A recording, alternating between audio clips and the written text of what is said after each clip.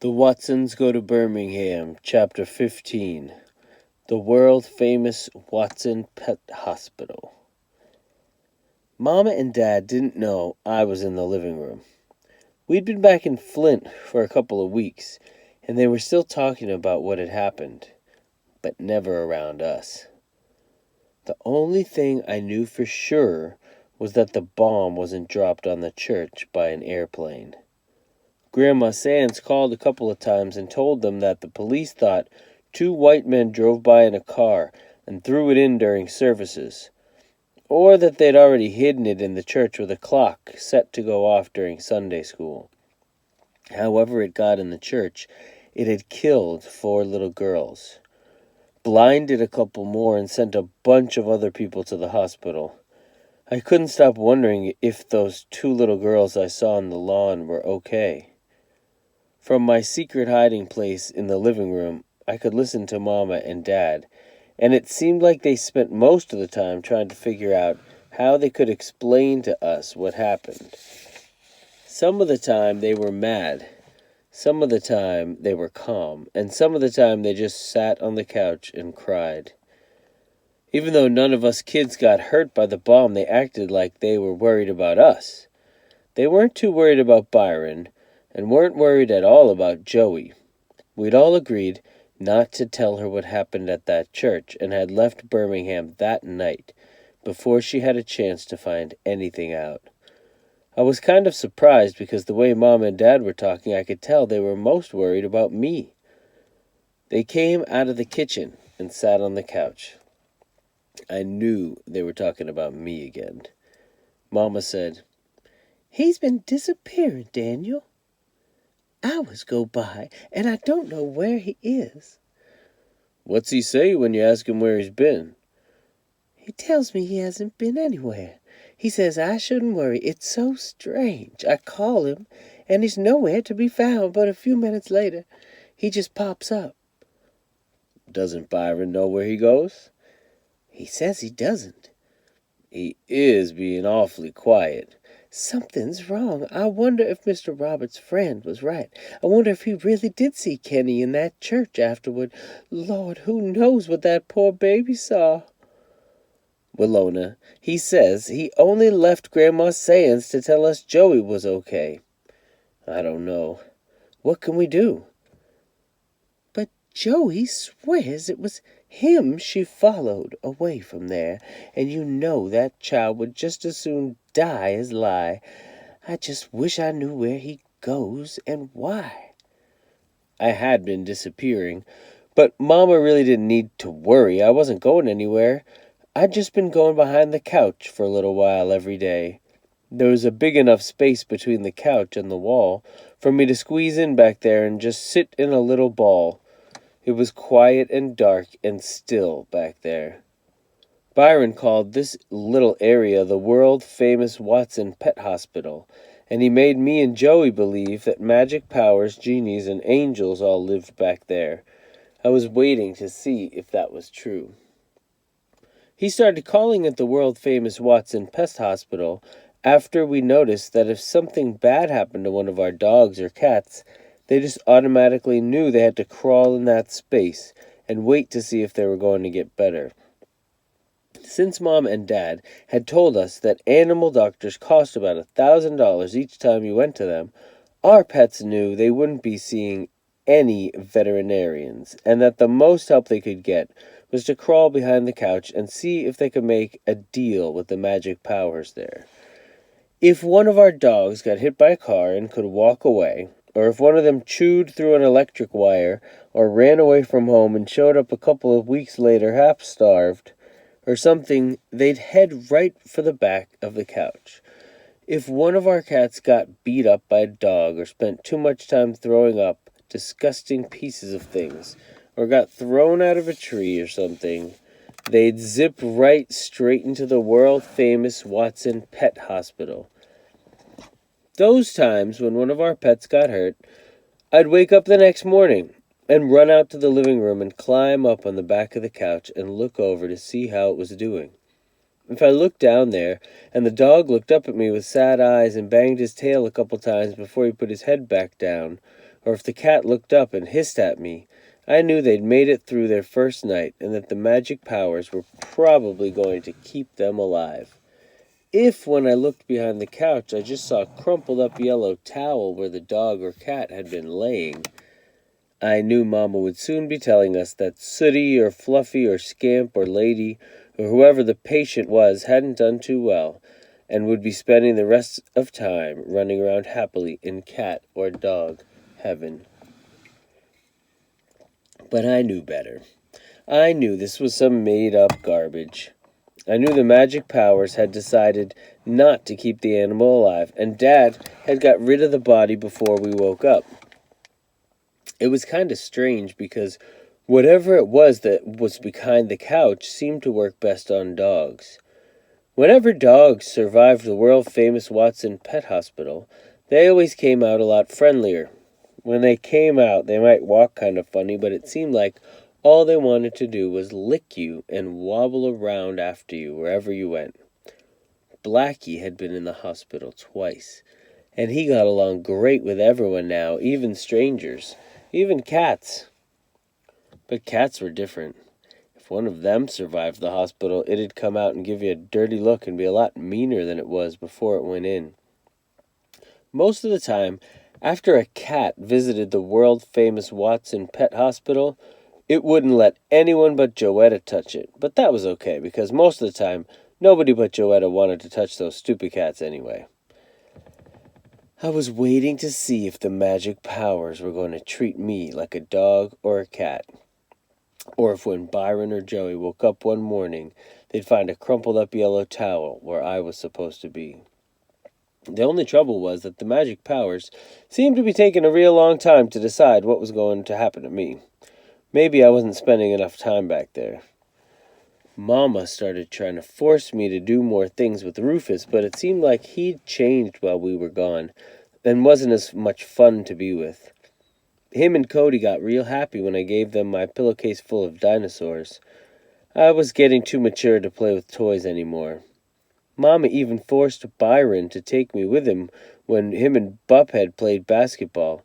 But you didn't have to be Albert Einstein to figure out that the only reason the big guys were playing with me was because Byron had threatened them when my back was turned. But what really bugged me the most was when Mama tried to force me to do things with Joetta. I'd never noticed what a little crybaby and snitch she was. Every time you turned around, she was threatening to go tell on you, or was whining about something, or being just a plain old pest. After a while, to get even with her, I wouldn't even look at her. I started hating her guts. I only wanted to come out of the world-famous Watson Pet Hospital to eat and go to the bathroom. I even started going into it after Mom and Dad went to bed at night. I started sleeping there. I spent so much time there that Byron finally figured out where I was going. I looked up one day, and there were his eyeballs, staring down at me. Hi, By. Hey, Kenny. So this is where you've been hanging out, huh? Are you going to tell on me? Man, when you ever know me to be a snitch? Never. You're right. He just kept looking at me. You want me to get you something to eat? Byron walked over and turned on the TV, then stuck his head back behind the couch. You want to watch some TV? His head disappeared and he watched Batfink. When the show was over, his head came back. I'm going to play some ball. You want to come? I'll come in a minute. By looked like he didn't believe me. Cool. Later. Even though Byron had a reputation for not being a snitch, I got the feeling he told on me. When they sat on the couch, Mom and Dad quit talking like nobody was around and got real careful about what they said. They started saying stuff about how proud they were of me and what a nice kid I was and junk like that, but it sounded like they'd been practicing what to say. I turned my ears off when they came around. Mama also quit bugging me to find out where I was going. I knew they'd busted me for sure when Joetta's snitchety little face started peeking around the couch every morning. Byron even started sleeping on the couch at night. Right after Mom and Dad went to bed and I crawled back there, he'd come out with his pillow and blanket. Night, Kenny. Night, bye. Every morning I'd wake up and Byron would be looking down at me. He'd wake me up by touching the top of my head. Hey, Kenny. Hey, bye. You already eat? Come on. I crawled out from behind the couch and let Byron pour out my cereal and milk. After I finished, I said, thanks. Wait, ain't you going to change out of them PJs? Oh, yeah. I changed and went back to the couch.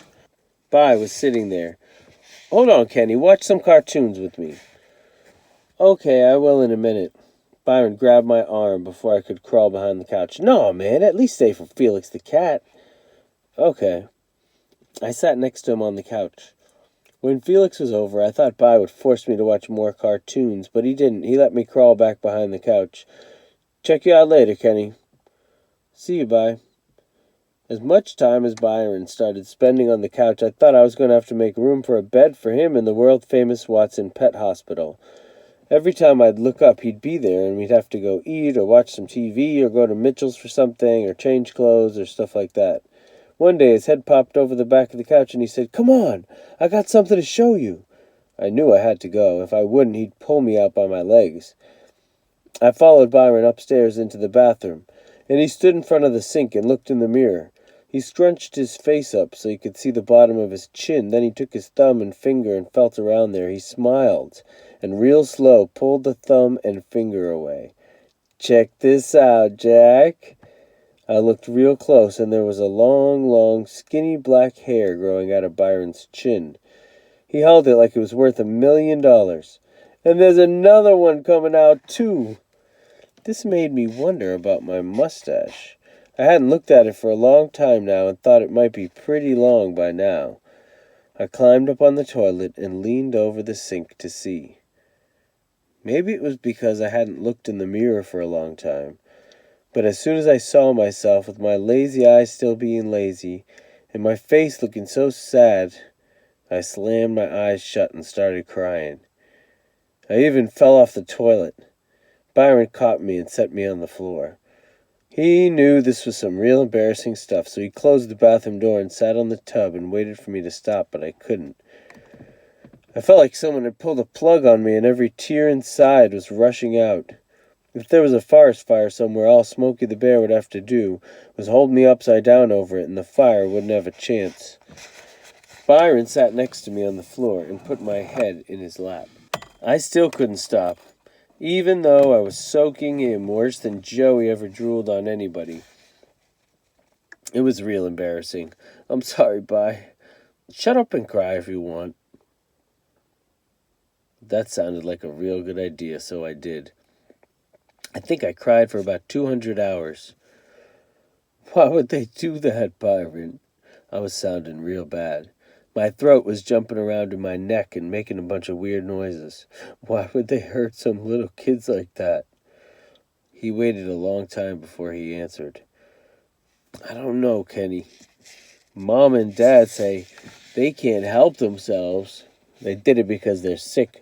But I don't know. I ain't never heard of no sickness that makes you kill little girls just because you don't want them in your school. I don't think they're sick at all. I think they just let hate eat them up and turn them into monsters. But it's okay now. They can't hurt you here. It's all right.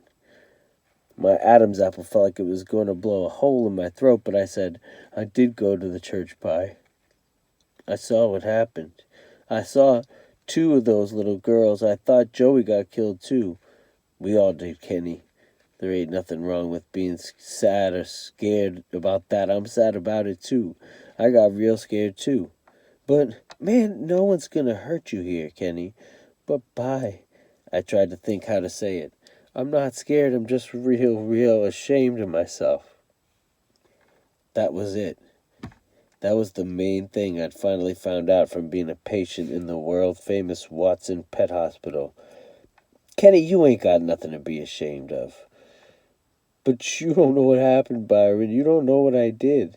Man, everybody cried. Mama was crying. Dad was scared. He cried too. That was some real scary stuff. That was some real sad stuff. He still didn't understand. Byron, I left Joey. I thought the Wolpoo had her. And instead of fighting him like you did, I left. I ran from him. How come you were brave enough to fight him and all I could do was run? All I could save was a shoe, a stupid ripped-up shoe. I couldn't stop crying. Oh, man, you ain't got to start talking that wool poo mess again, are you? I told you the wool poo was some made-up garbage. I told you the only one I was fighting in the water was your stupid little behind. Wasn't no one in the water but you and me. That's what you think, Bi, but I know better. I've seen him twice. I couldn't believe Byron was still talking to me. Most of the time, if I started sounding weepy and whiny, he'd take right off. Look, Kenny, if you don't quit talking that wool-poo nonsense, I'm gonna leave you in here to cry all alone. There ain't no such thing as a wool-poo. Then he stopped sounding so mean and said, and there ain't no such thing as magic powers neither. I was surprised he'd brought up the magic powers. You think I don't know why you've been hanging out behind the couch? He grabbed my ear and twisted my head until I had to look at him. You think I don't know you waiting for some stupid magic powers or genies or an angel to make you feel better? Dig this. You can wait behind that couch for the rest of your life, and ain't no magic powers gonna come back there and make you feel nothing. The only thing that's gonna happen back there is that you're gonna stunt your growth from being a little ball all day.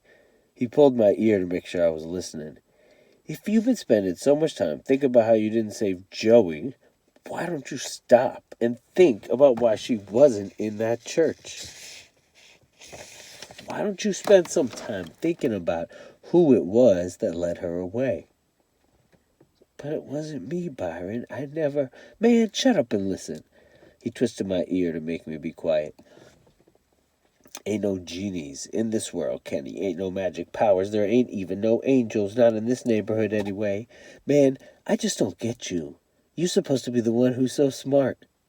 How can you believe in something as stupid as magic powers and genies living behind a couch, but not believe that it was a part of you that took Joey out of that church?